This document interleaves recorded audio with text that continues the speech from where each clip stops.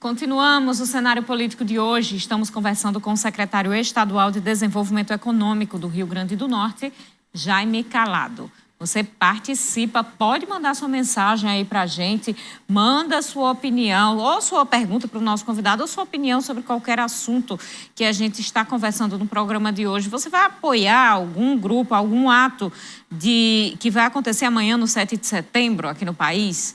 Então, manda aí sua opinião para a gente.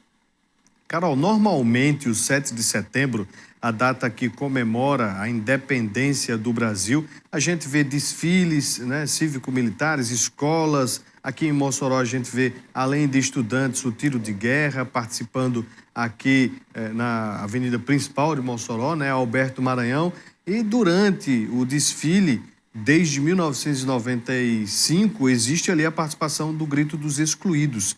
E na manhã desta terça-feira, dia 7, acontece aqui em Mossoró a edição 2021 do Grito dos Excluídos. Não vai ter o desfile cívico, Os organizadores definem como um movimento de luta pelo bem comum, denúncia de situações de injustiça e de contribuição para a articulação entre sindicatos, movimentos sociais e pastorais sociais na cidade e se constitui num processo de educação popular.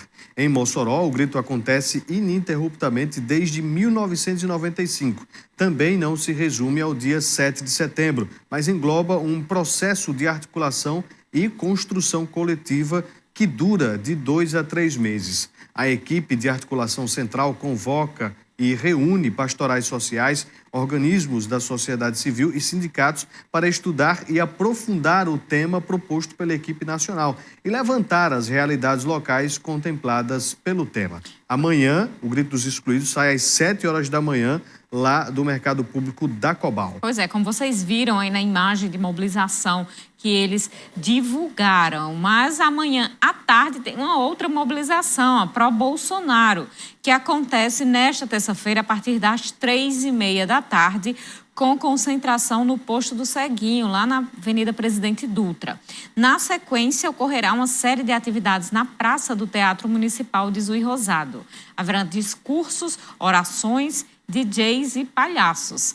Manifestantes de todas as regiões do país se preparam para os protestos, cujos pontos mais importantes serão a Esplanada dos Ministérios, em Brasília, e a Avenida Paulista, inspirados pelo discurso do presidente Jair Bolsonaro contra o judiciário. Participantes vão criticar as prisões de apoiadores do governo, ordenadas pelo ministro Alexandre de Moraes, do STF, em inquéritos que investigam a propagação de discursos de ódio nas redes sociais. Eles também deverão levantar a bandeira do voto impresso, que levou o chefe do executivo a ameaçar a realização das eleições de 2022 e se tornará alvo de inquéritos no STF e no Tribunal Superior Eleitoral. É justamente esta a pauta amanhã do movimento a favor do presidente Jair Bolsonaro. Vonúvio. Carol Ribeiro, a gente percebe que essas mobilizações elas vão acontecer no Brasil, aqui em Mossoró, como a gente já detalhou, mas o que a gente espera é que aconteça de forma pacífica. Pelo menos aqui em Mossoró, pelo que nós temos de conhecimento, essas manifestações ocorrerão de forma bem tranquila, tanto a da manhã quanto a da tarde. O grande problema nacionalmente deverá ser em São Paulo, na Avenida Paulista, e em Brasília, ali na Praça dos Três Poderes. Então, que a gente possa amanhã, por uma hora dessas, estar acompanhando o fim dessas mobilizações sem violência. Porque o importante, Carol, é você protestar, é você cobrar, é você reivindicar, mas sem agredir, sem ameaçar. E é isso que poderá colocar em risco a nossa democracia. Exatamente. Trazer aqui logo uma participação para a gente ganhando tempo. A gente tem a Marta, da rua José Nilson Fernandes, ela é lá do Aeroporto 2, ela diz o seguinte: eu venho pedir sobre o preço da carne, tenham misericórdia da gente, é uma falta de respeito com o ser humano. Aí o apelo da Marta, lá do Aeroporto 2. Pois é, Marta, tem muita gente se identificando com o que você diz, com esse seu apelo realmente. Vamos voltar com o secretário do Desenvolvimento Econômico, Jaime Calado, aqui com a gente. Secretário, o incentivo fiscal trazido pelo PROED aqui no Rio Grande do Norte, ele já tem trazido resultados consistentes ou deverá acontecer mais a médio e longo prazo para o governo poder chamar realmente de o programa do Rio Grande do Norte?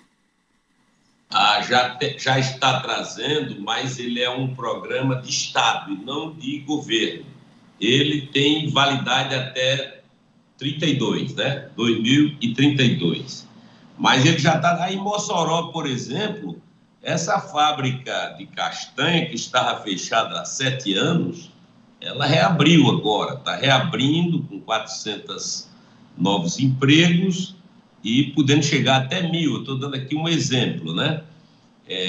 A próprio cimento, aquela fábrica de cimento da João Santos, que também estava funcionando pelo próprio heroísmo dos diretores, porque ali estava numa situação muito precária, com o PROED ela voltou a crescer, vai ter uma nova fábrica que os espanhóis estão trazendo aí antes do final do ano, né? Vai ser ali quase vizinho já ao município de Açu, e a Itagrés, que tantas vezes tentou reabrir, mas agora marcou para o dia 15 de outubro, já contratou 20 pessoas, estão trabalhando aí.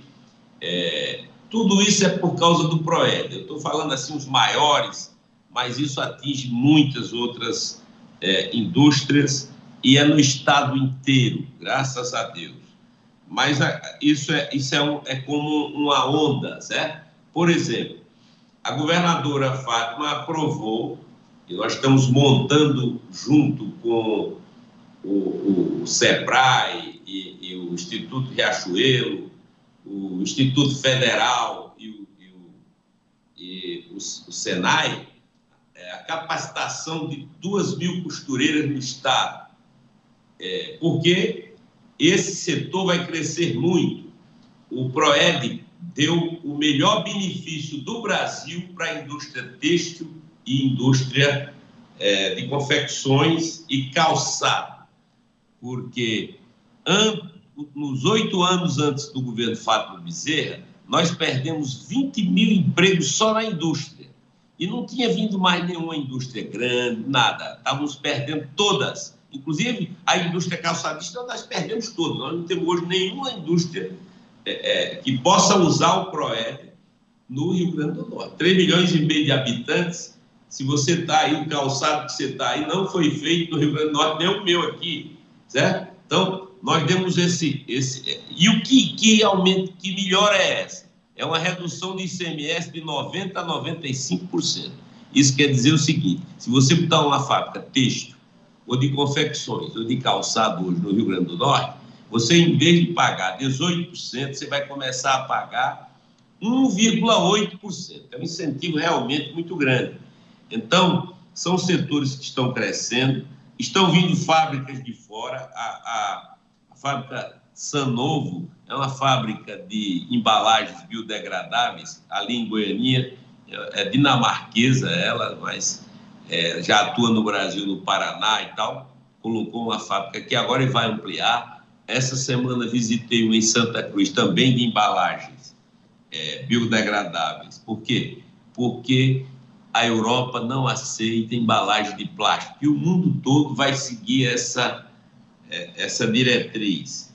Então, as novas fábricas estão tratando de embalagem biodegradável. Então, eu falaria aqui 1 hora sobre os avanços do PROED.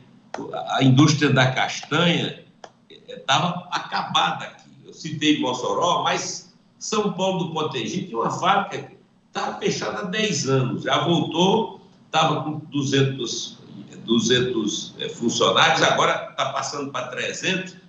E a cajucultura voltou a ser incentivada no estado todo. Isso tem outros desdobramentos, porque gera empregos lá na ponta. Outra é a indústria de polpa. A Esterbon, por exemplo, está fazendo uma fábrica só de polpa, vai aproveitar todas essas polpas frutas sazonais. Secretário, existiu durante as...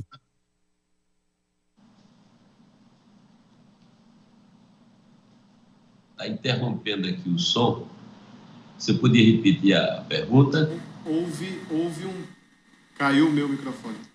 Agora, estou ouvindo agora você. Está ouvindo agora, Vonúvio? Vai, Vonúvio. Então, sua pergunta. Okay. Sobre problemas ocasionados ali nas mudanças do PROED, questionamentos dos municípios sobre redução nesse repasse por parte do governo do estado. O problema foi equacionado? O problema foi, houve uma negociação na época, porque alguns prefeitos foram até para a justiça, dizendo que ia haver perdas. Olha, esse PROED aqui no Rio Grande do Norte, todos os estados têm. Todos foram feitos por decreto, mas aqui foi questionado e teve que ser feita uma lei, houve uma negociação e o Estado ficou pagando uma espécie de compensação. Essa semana eu fiquei sabendo que tinha algumas parcelas que estavam, dessas parcelas, algumas estavam atrasadas, e o secretário Aldemir, que é quem resolve essa parte, ele estava lá discutindo com a FEMURNE a atualização dessas parcelas. Mas mais da metade já foi paga. Só que eu quero dizer aqui com muita alegria o que dizíamos lá atrás. O ICMS que é pago hoje é muito maior do que antes do PROED, certo?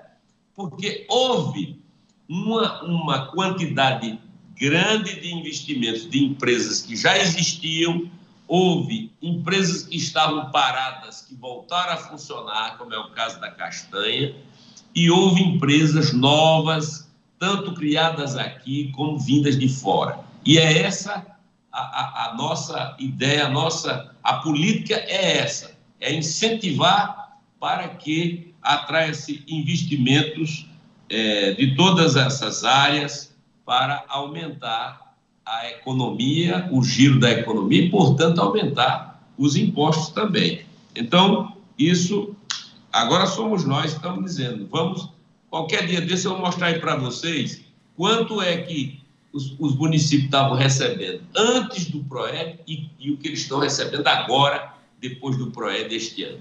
Com certeza melhorou muito. E é para isso que a gente trabalha, para melhorar. O ICMS, ele não é só do Estado, 25% dele é dos municípios, né? Então, o que é ruim para o Estado é ruim para o município no caso do ICMS, certo? Porque uma porção proporcional, 25%, é do município. Vamos fazer mais um intervalo. No próximo bloco, nós continuamos a nossa entrevista com o secretário Jaime Calado.